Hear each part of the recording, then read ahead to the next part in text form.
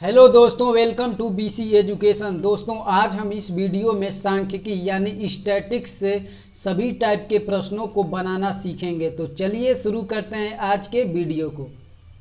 दोस्तों, सांख्यिकी में इन सभी टॉपिक से प्रश्न आते हैं और दोस्तों हम इन सभी टॉपिक के प्रश्नों को बनाना सीखेंगे एक ही वीडियो में। दोस्तों, सांख्यिकी चैप्टर से इन सभी एग्जाम में 1 से 2 प्रश्न आते हैं। तो दोस्तों वीडियो पूरा देखिएगा। यदि चैनल को सब्सक्राइब नहीं किए हैं तो कर लीजिए, क्योंकि ऐसे वीडियो लेके आता रहता हूँ। दोस्तों, पहले नंबर पर है माध्य। दोस्तों, एक एक करके इन सभी टॉपिक को समझेंगे और इस पर प्रश्न भी हल करेंगे। तो चलिए सर्वप्रथम शुरू करते हैं माध्य को। दोस्तों माध्य या औसत निकालना एक ही है। यदि आप माध्य निकालते हैं तो औसत भी निकालना सीख जाएंगे। तो दोस्तों माध्य का सूत्र क्या होता है? माध्य बराबर आंकड़ों का योग, आंकड़ों का योग और बटा में दोस्तों आंकड़ों की संख्या, आंकड़ों की संख्या। दोस्तों जितने भी आंकड़े दिए रहेंगे उनका योग करके और जितने भी आंकड़ों की संख्या रहेगी उससे भाग दे देंगे तो दोस्तों माध्य निकल जाएगा। तो दोस्तों माध्य पर कैसा प्रश्न बनता है चलिए देखते हैं। दोस्तों ये पहला प्रश्न है। क्या लिखा है प्रश्न में? संख्या 2, 4, 6, 8 और 10 का माध्य क्या होगा? दोस्तों ये एनटीपीसी 2016 में ये प्रश्न पूछा गया है। तो दोस्तों इस प्रश्न को कैसे करेंगे? माध्य बराबर क्या होता है? आंकड़ों का योग, यानी ये जितने भी आंकड़े दिए गए हैं इसका योग और बटा में आंकड़ों की संख्या, यानी संख्या कितना है? 1, 2, 3, 4, 5। तो दोस्तों सर्वप्रथम आंकड़ों का योग करते हैं। तो 2 + 4 + 6 + 8 + 10। दोस्तों ये आंकड़ों का योग हो गया। उसके बाद बटा संख्या 5 है तो 5 का भाग दे देंगे। दोस्तों हमारा माध्य निकल जाएगा। इन सभी को जोड़ेंगे तो 30 आएगा और बटा में 5, तो 5 × 6 = 30। दोस्तों हमारा माध्य कितना हो गया? 6 हो गया। तो दोस्तों ये गलत दिया हुआ है। हमारा उत्तर माध्य बराबर 6 होगा। दोस्तों उम्मीद करता हूँ कि आप माध्य को समझ गए होंगे। चलते हैं एक और प्रश्न करते हैं। दोस्तों ये अगला प्रश्न है। इसमें क्या लिखा है? संख्या 4, 1, 1, 6, 2 और 7 का माध्य क्या होगा?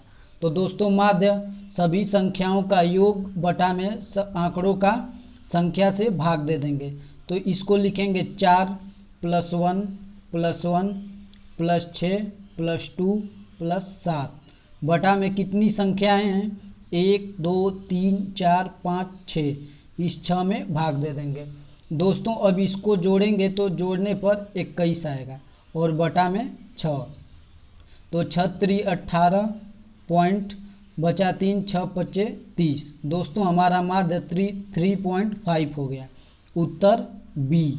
दोस्तों ये प्रश्न बहुत ही आसान होते हैं। आप एक बार समझ लेंगे तो इन प्रश्नों को हल कर लेंगे। दोस्तों ऐसे ही प्रश्न एग्जाम में बहुत पूछे जा रहे हैं। तो दोस्तों ये माध्य निकालना समझ में आ गया होगा। तो चलते हैं एक और प्रश्न इस पर कर लेते हैं। दोस्तों ये एक और प्रश्न है। दोस्तों वीडियो को रोक कर पहले आप खुद ही करिए, क्योंकि जब आप करेंगे तो प्रैक्टिस आपका हो जाएगा, नहीं तो उसके बाद तो मैं बताऊंगा ही। तो दोस्तों इसका फार्मूला क्या है? सभी संख्याओं का योग बटा में संख्या से भाग दे देंगे, हमारा माध्य निकल जाएगा। तो 4, 6, 8, 3, 2 और 13 इन सभी को जोड़ेंगे तो दोस्तों 4 + 6 + 8 + 3 + 2 + 13 बटा में क्या आएगा? जितना संख्या है उतना से भाग दे देंगे। तो 1, 2, 3, 4, 5, 6 बटा में 6 से भाग दे देंगे। दोस्तों ये इतना लिखना नहीं पड़ेगा, आप यहीं से जोड़ के और बटा में 6 से भाग दे देंगे, लेकिन हम आपको समझाने के लिए ऐसे लिख रहे हैं। तो दोस्तों सभी को जोड़ेंगे तो 36 आएगा और बटा में 6, तो भाग देंगे 6 आएगा। तो दोस्तों हमारा माध्य कितना हो गया? 6 हो गया। आंसर हमारा ए हो जाएगा। दोस्तों उम्मीद करता हूँ कि माध्य समझ में आया होगा। चलते हैं अगले टॉपिक पर। दोस्तों इसमें माध्य हो गया, अब माध्यिका निकालना सीखेंगे। दोस्तों माध्यिका माध्यिका क्या होता है? आंकड़ों को आरोही या अवरोही क्रम में सजाने के बाद जो संख्या बीच में होगी उसको माध्यिका कहते हैं। तो दोस्तों जितने भी आंकड़े दिए रहेंगे उसको उस आंकड़ों को आरोही या अवरोही क्रम में सजाने के बाद जो बीच में आएगा उसी को माध्यिका कहते हैं। तो दोस्तों आरोही क्रम क्या होता है, अवरोही क्रम क्या होता है? दोस्तों आरोही क्रम उसको कहते हैं कि जो छोटा से बड़ा, यानी पहले कम संख्या वाला जो छोटा होगा, उसके बाद बड़ा, उसके बाद बड़ा, उसके बाद बड़ा, उसके बाद बड़ा, यानी छोटी संख्या से शुरू करेंगे और बड़ी संख्या पर ख़त्म करेंगे, उसको आरोही क्रम कहते हैं। और अवरोही किसे कहते हैं? अवरोही दोस्तों अवरोही क्रम उसे कहते हैं जो बड़ी संख्या से शुरू करेंगे, उसके बाद छोटी, उसके बाद छोटी, उसके बाद छोटी, उसके बाद छोटी। दोस्तों अब उम्मीद करता हूँ कि आरोही और अवरोही समझ गए होंगे। दोस्तों माध्यिका में 2 टाइप के प्रश्न बनते हैं। जैसे मान लीजिए आंकड़ा दे दिया 4, 5 और 6। दोस्तों जब भी ये विषम संख्या आए तो बीच वाली संख्या हमारी माध्यिका होगी। जैसे ये 3 संख्या आए, या फिर 5 आ जाए, या फिर 7 आ जाए, 9 आ जाए, 11 आ जाए, तो दोस्तों बीच वाली संख्या हमारा माध्यिका हो गया बिना कहे। लेकिन यदि सम संख्या आ जाए 4, 5, 6, 7, दोस्तों ये 1, 2, 3, 4 यानी सम संख्या है, तो इसका माध्यिका कैसे निकालेंगे? तो दोस्तों ये बहुत आसान है। इसको क्या करिएगा आप, इन 2 बीच वालों का यानी 5 + 6 और बटा में 2 कर दीजिएगा, यानी 6, 5, 11 बटा में 2, यानी 5.5 इसका माध्यिका हो गया। तो दोस्तों इन दोनों टाइप को हमेशा याद करके रखिएगा कि जब भी विषम संख्या आए तो बीच वाली संख्या माध्यिका होगी, और जब भी सम संख्या आए तो सम संख्या में 2 संख्या आएगी और दोनों संख्या को जोड़कर बटा 2 कर देंगे, हमारा उत्तर आ जाएगा। दोस्तों उम्मीद करता हूँ कि इतना समझ में आया होगा। चलते हैं अब इस पर प्रश्न कर लेते हैं। दोस्तों ये पहला प्रश्न है। इस प्रश्न में क्या पूछा है? 1, 1, 2, 3, 5, 8 और 9 का माध्यिका ज्ञात करो। तो दोस्तों माध्यिका ज्ञात करने के लिए क्या नियम है?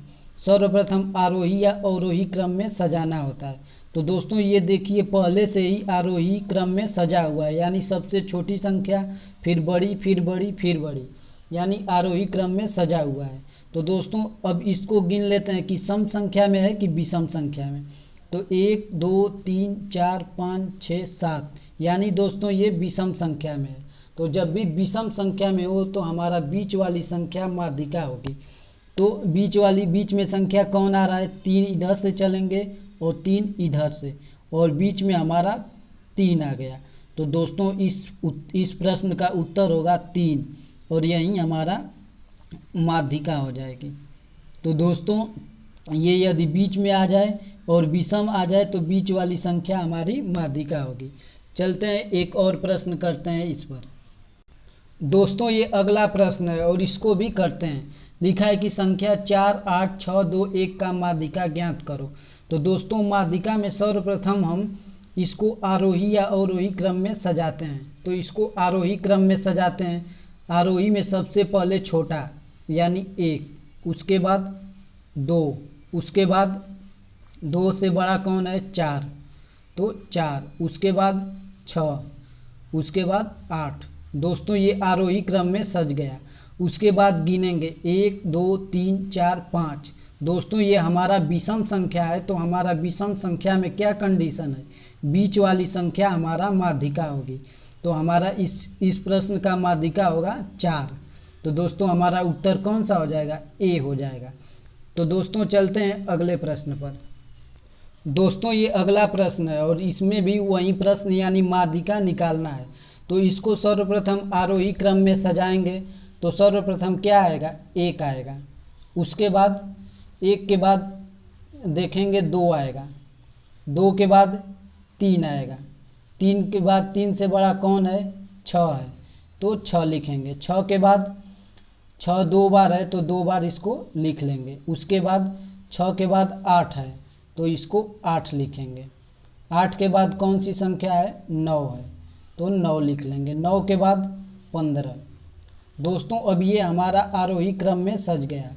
आरोही क्रम का मतलब सबसे छोटा, उसके बाद लास्ट में सबसे बड़ा, यानी छोटा से शुरू करेंगे और बड़ा पर ख़त्म करेंगे। उसके बाद इस संख्या को गिनेंगे, 1 2 3 4 5 6 7 8। दोस्तों 8 है यानी सम संख्या है। तो सम संख्या में बीच में 2 अंक आते हैं, तो इसमें कौन कौन सा अंक आ रहा है, इधर से 3 चलेंगे और इधर से 3 चलेंगे। तो दोस्तों 6 और 6 2 संख्या हमारा बीच में आ रहा है। तो दोस्तों इसका माध्यिका कैसे निकालते हैं, तो 6 + 6 बटा में 2 लिख देंगे। दोस्तों इन दोनों संख्याओं को जोड़कर और बटा में 2 कर देंगे, हमारा उत्तर आ जाएगा। तो 6 और 6 12 बटा में 2, इसका भाग दे देंगे तो 6 आ जाएगा। दोस्तों इस प्रश्न का उत्तर यानी माध्यिका 6 होगा, उत्तर हो जाएगा ए। दोस्तों उम्मीद करता हूँ कि इस टाइप के प्रश्न भी आप लगा पा रहे हैं। दोस्तों माध्यिका बहुत ही आसान है, आप पूरा वीडियो देखिए, इसको सीख जाएंगे।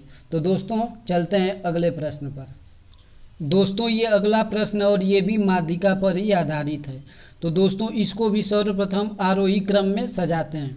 तो सबसे छोटा अंक कौन सा है, 1 है, और 1 2 बार है, तो 1 1, उसके बाद 2, उसके बाद कौन सा अंक है, 3 है। दोस्तों 3 के बाद 4 नहीं है, 5 नहीं है, 6 नहीं है, 7 है। 7 के बाद 8 है, और 8 दोस्तों 2 बार है, उसके बाद 9 है। अब संख्या को गिनेंगे कि सम है या विषम है, तो 1 2 3 4 5 6 7 8। दोस्तों संख्या सम है, तो सम रहता है तो क्या करेंगे, बीच में 2 संख्या आएगी, यानी यहाँ से 3 चलेंगे और यहाँ से 3 चलेंगे। बीच में कौन कौन सी संख्या आ गई, 7 और 3, तो 7 + 3 और बटा में 2 कर देंगे, तो 10 बटा में 2, यानी दोस्तों हमारा माध्यिका क्या हो गया, 5 हो गया। हमारा उत्तर बी। दोस्तों उम्मीद करता हूँ कि ये प्रश्न समझ में आया होगा। चलते हैं अगले प्रश्न पर।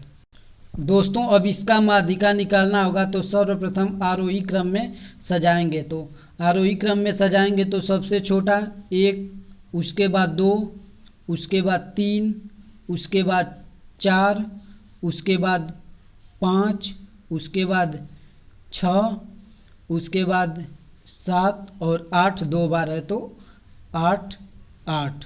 दोस्तों अब गिन लेंगे इसको, 1 2 3 4 5 6 7 8 9। दोस्तों 9 आ गया, यानी विषम संख्या आ गई, तो हमारा प्रश्न और आसान हो गया। यानी इधर से 3 चलेंगे, फिर इधर से 3, यानी 4 4 संख्या चलेंगे, तो बीच में कौन सी आ गई संख्या, 5 आ गया। दोस्तों यही हमारा उत्तर हो गया ए। दोस्तों उम्मीद करता हूँ कि माध्यिका समझ में आया होगा। चलते हैं अगले टॉपिक पर। दोस्तों अगला टॉपिक है बहुलक। बहुलक कैसे ज्ञात करते हैं। दोस्तों बहुलक भी बहुत आसान होता है। क्या लिखा है, आंकड़ों में जो संख्या ज़्यादा बार रिपीट हो उसी को बहुलक कहते हैं। दोस्तों ऐसे प्रश्न देगा, इसमें आप देख लीजिएगा कि जो संख्या बार बार रिपीट हो रही, यानी इतने में जो संख्या जब सबसे ज़्यादा बार रिपीट होगी वही संख्या हमारा बहुलक हो जाएगा।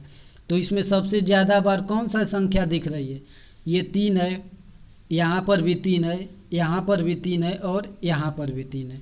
दोस्तों 3 4 बार आ रहा है और एक यहाँ पर 5 बार। और दोस्तों और संख्या देख लेंगे कि क्या रिपीट हो रहा है, तो 12 2 जगह है, 4 एक भी जगह नहीं। तो दोस्तों हमारा सबसे ज़्यादा संख्या 3 रिपीट हो रहा है, यानी 3 इसका बहुलक हो गया और हमारा उत्तर भी यही हो गया। दोस्तों उम्मीद करता हूँ कि बहुलक को भी आप समझ गए होंगे। दोस्तों बहुलक का एक और प्रश्न है, इसको भी करते हैं। दोस्तों आप वीडियो रोककर खुद भी कर सकते हैं। तो इसमें क्या बहुलक पूछा है, तो बहुलक का मतलब क्या होता है, जो आंकड़ा में सबसे ज़्यादा बार रिपीट होगा वही हमारा बहुलक होगा। तो इसमें कौन रिपीट है बार बार, ये 6 एक जगह है, 2 3 4 जगह है, 2 एक भी जगह नहीं, 4 एक भी जगह नहीं, 1 एक भी जगह, यानी हमारा उत्तर दोस्तों 6 है। दोस्तों जो संख्या बार बार रिपीट हो रही है वही हमारा उत्तर हो जाएगा। तो हमारा उत्तर ए। दोस्तों उम्मीद करता हूँ कि बहुलक भी आपको समझ में आया होगा। चलते हैं अगले टॉपिक पर। दोस्तों माध्यिका भी हो गया और बहुलक भी हो गया। दोस्तों अब परिसर यानी रेंज को कैसे करते हैं इसको चलते हैं देखते हैं। दोस्तों परिसर या रेंज किसे कहते हैं? दिया गया आंकड़ा में से सबसे बड़ी संख्या में से सबसे छोटी संख्या घटा देंगे तो परिसर निकल जाएगा। दोस्तों प्रश्न ऐसे ही पूछेगा, इसमें जो सबसे बड़ी संख्या होगी उसमें से छोटी संख्या घटा देंगे, हमारा रेंज या परिसर निकल जाएगा। दोस्तों इन दोनों को याद रखिएगा, कभी रेंज पूछता है कभी परिसर, और ये दोनों एक ही हैं। तो दोस्तों ये प्रश्न है, इन संख्या का रेंज ज्ञात करना है।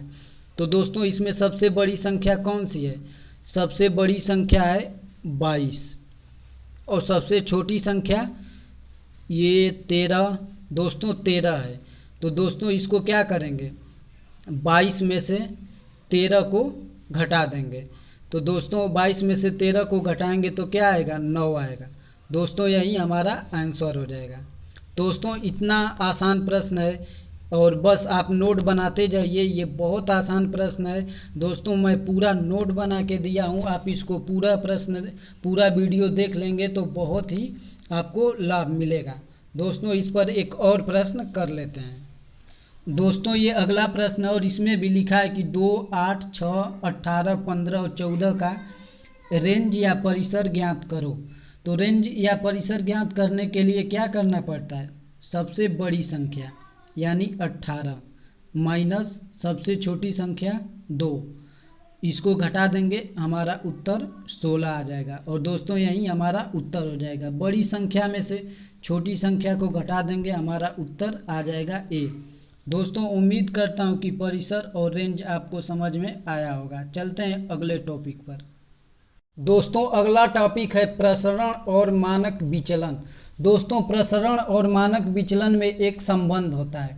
दोस्तों कभी प्रसरण देकर मानक विचलन पूछेगा और कभी मानक विचलन देकर प्रसरण पूछेगा। दोस्तों इसमें दो ही टाइप के प्रश्न बनते हैं। तो इसका क्या फार्मूला है? दोस्तों यदि मानक विचलन देकर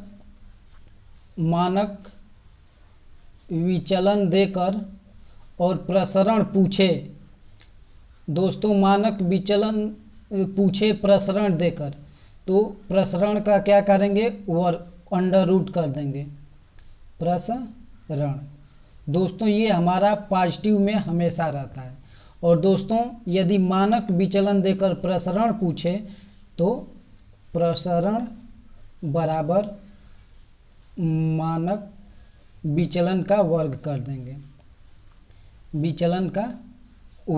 देंगे, दोस्तों इस पर अभी प्रश्न हम कराऊंगा, लेकिन इस बात को हमेशा ध्यान दीजिएगा और ये दोनों फार्मूला आप हमेशा अपने नोट में लिख लीजिएगा, क्योंकि ये बहुत महत्वपूर्ण है। और दोस्तों फार्मूला पर ही ये प्रश्न पूरा आता है, क्योंकि दोस्तों कभी भी मानक विचलन यदि पूछेगा तो बस प्रसरण देगा, तो उस प्रसरण को अंडर रूट कर देंगे।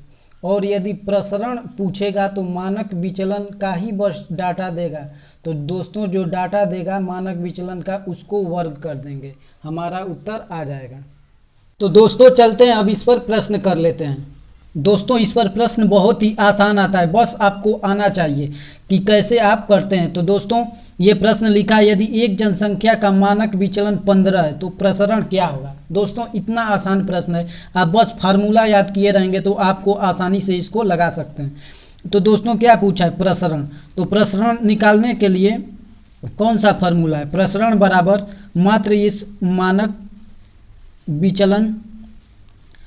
विचलन का वर्ग कर देंगे। तो दोस्तों मानक विचलन कितना दिया है, 15, तो 15 का वर्ग कर देंगे, हमारा प्रसरण आ जाएगा। तो 15 का वर्ग कितना होता है, 225। तो दोस्तों हमारा उत्तर 225 हो जाएगा। दोस्तों इतना आसान प्रश्न है, बस आप इस फार्मूला को ही याद करके रखिए, ये आराम से हो जाएगा। तो दोस्तों एक और प्रश्न इस पर देख लेते हैं। दोस्तों ये अगला प्रश्न है, इसमें क्या लिखा है कि यदि किसी जनसंख्या का प्रसरण 169 है तो मानक विचलन क्या होगा। तो दोस्तों इसका क्या करेंगे, यहाँ पर क्या दिया है, प्रसरण दिया हुआ है और मानक विचलन पूछ रहा है। तो मानक विचलन बराबर, मानक विचलन बराबर क्या होता है, अंडर रूट प्रसरण। और दोस्तों ये हमेशा पॉजिटिव में आता है, ये निगेटिव में कभी नहीं आएगा। दोस्तों आपको उत्तर में निगेटिव देगा, लेकिन आपको निगेटिव नहीं टिक करना है, हमें बस पॉजिटिव टिक करना है, क्योंकि हमेशा मानक विचलन पॉजिटिव में आता है। तो दोस्तों प्रसरण कितना दिया है, 169, और 169 किसका वर्ग है, 13 का। तो दोस्तों हमारा उत्तर 13 आ जाएगा। दोस्तों इस बार ऐसे भी देख सकते हैं आप कि जब भी प्रसरण देगा और मानक विचलन पूछेगा तो इसमें का किसी का भी वर्ग होगा। तो दोस्तों आप ऐसे भी समझ जाएंगे। दोस्तों चलते हैं अगले प्रश्न पर। दोस्तों अगला प्रश्न क्या है, यदि किसी समूह का मानक विचलन 12 है तो इसका प्रसरण क्या होगा। दोस्तों इसमें भी प्रसरण दे रहा है, तो आपको कुछ नहीं करना, मानक विचलन यानी 12 का वर्ग कर देंगे, हमारा उत्तर आ जाएगा। 12 का वर्ग कितना होता है, 144, यानी हमारा उत्तर ए। दोस्तों कितना आसान प्रश्न है, और ये प्रश्न हमेशा हर एग्जाम में 2 से 3 प्रश्न इस टॉपिक से आते ही आते हैं। तो दोस्तों पूरा नोट बनाइए आप, और दोस्तों इसको आसानी से हल कर सकते हैं। दोस्तों हम एक ही वीडियो में पूरा बना दिया हूँ हर टॉपिक का। दोस्तों इससे बाहर कुछ भी प्रश्न नहीं जाएगा। तो दोस्तों चैनल को जरूर सब्सक्राइब कीजिएगा। चलते हैं अगले टाइप पर। दोस्तों हम माध्य पढ़ चुके, माध्यिका, बहुलक भी, परिसर भी, और प्रसरण भी, और मानक विचलन भी। दोस्तों अब अगला है विचरण गुणांक। दोस्तों इसको भी आसानी से पढ़ेंगे, और इसी तरह दोस्तों आप नोट बनाते रहिए। यदि इतना नोट बना लेंगे तो इससे बाहर एग्जाम में कुछ भी नहीं जाएगा। तो दोस्तों चलते हैं विचरण गुणांक पर। दोस्तों विचरण गुणांक निकालना होगा, तो इसके लिए फार्मूला है विचरण गुणांक बराबर मानक विचलन और बटा में माध्य गुणे 100। दोस्तों ये हमेशा परसेंटेज में निकलता है। दोस्तों इस पर प्रश्न कैसे बनते हैं, चलिए उसको देखते हैं। दोस्तों ये प्रश्न है, और प्रश्न में क्या लिखा है, एक बंटन का माध्य 24 है और मानक विचलन 6 है, तो विचरण गुणांक का मान क्या होगा। दोस्तों जब भी विचरण गुणांक पूछे तो इसके लिए मानक विचलन बटा माध्य गुणे 100। दोस्तों ये हमेशा प्रतिशत में आता है। तो दोस्तों मानक विचलन कितना दिया है, माध्य का मानक विचलन दिया है 6, बटा में माध्य 24 और गुणे 100। दोस्तों अब इसको काटेंगे तो 6 कम थे, 6 चौको 24, और इससे काटेंगे तो 25%। दोस्तों हमारा विचरण गुणांक कितना आया, 25%। दोस्तों विचरण गुणांक में माध्य और मानक विचलन देगा, और दोस्तों यही फार्मूला लगेगा। इस फार्मूला को आप अपने नोट में नोट कर लीजिए, क्योंकि ये हमेशा काम आएगा। दोस्तों यही 2 डाटा देगा, मानक विचलन और माध्य। तो दोस्तों मानक विचलन बटा माध्य गुणे 100। दोस्तों हमारा उत्तर आराम से आ जाएगा। दोस्तों उम्मीद करता हूँ कि ये पूरा टॉपिक आपको पसंद आया होगा। दोस्तों यदि चैनल को सब्सक्राइब नहीं किया है तो कर लीजिए।